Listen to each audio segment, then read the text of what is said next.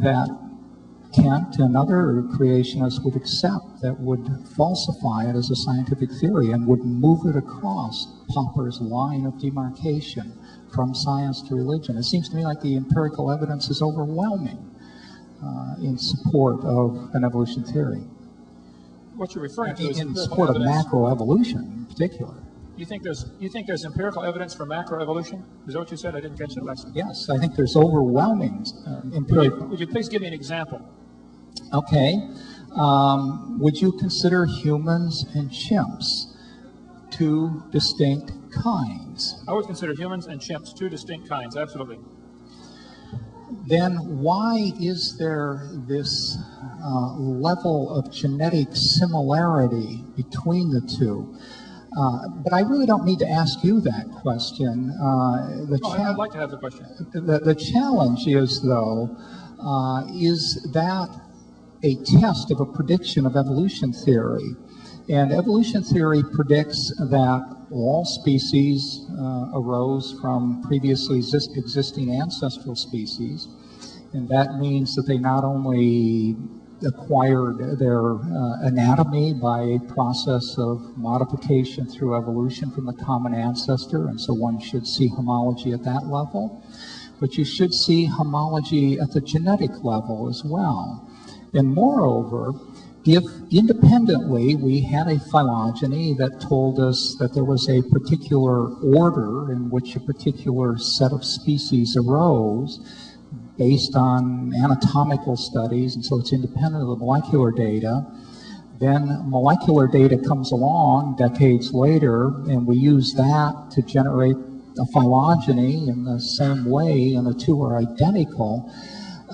I consider that strong support for a continuity. And this is really what the test of macroevolution is. It's continuity versus discontinuity across kinds.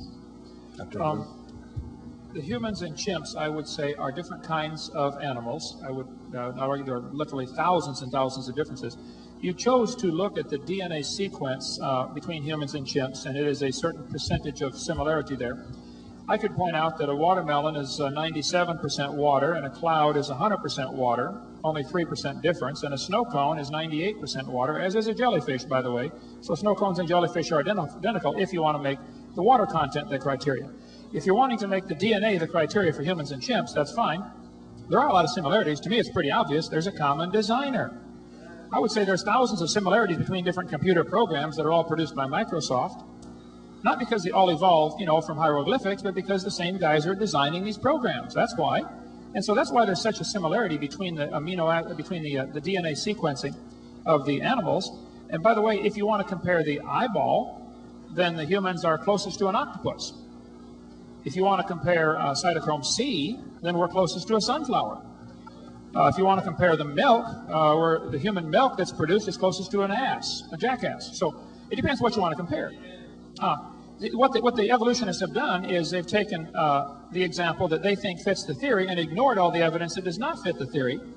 The humans, for instance, have a Broca's convolution, a section of the brain that allows us to speak. Apes have no such section.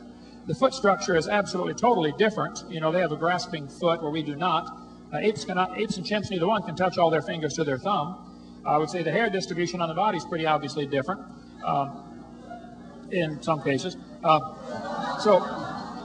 It depends what you want to compare. I would point out that the Honda Prelude and the Honda Accord have thousands of similarities and probably thousands of interchangeable parts. But that doesn't prove they came from a Chevy. It proves they came from the same designer. So the evidence you're giving is classic. It can be used just as well as evidence for creation. So I don't see why I should have to pay for your particular interpretation of this evidence to be taught to all the kids as science, when it's simply your religion. It's something you believe. Dr. Hovind, another question addressed at you. The question is based on first principles. If the first principles of religion begin with God, how did God come into being? And if God wasn't created, then does this imply the possibility that matter can in fact create itself? Well, there really are only two options that anybody's been able to figure out. Somebody created the universe, or it created itself. The only ones with a third option are those out there on the lunatic fringe who would say, we're not really here at all. We just think we're here. We are here. And everything we see is winding down. We see stars blow up, nova or supernova. We see everything degenerating. So that would say there must have been a beginning.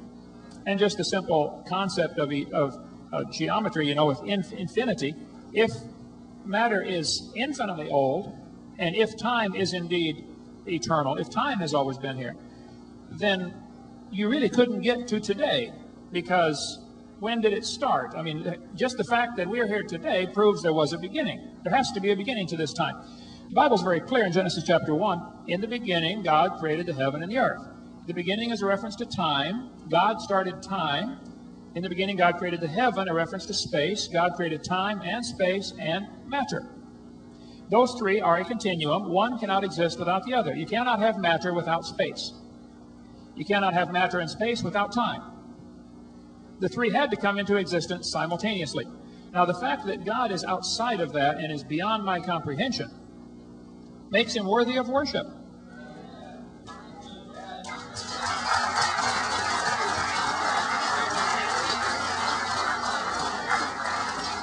Dr. Morrow, response?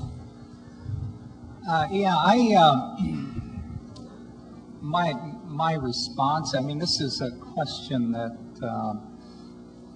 it sort of comes in on a personal level, and so I have to sort of answer it on that level. I guess I would start by saying, in direct response to the question, which was, if God came into being without the effect of a creator, doesn't that demonstrate the possibility that matter can, in fact, create itself? Yeah, I simply haven't a clue. I mean, how can anyone know that?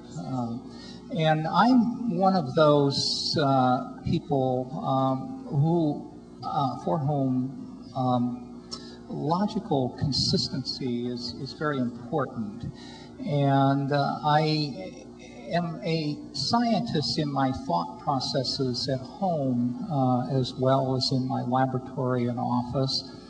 And the nature of God, the nature of the beginning, falls outside of the scientific method. I mean, the science is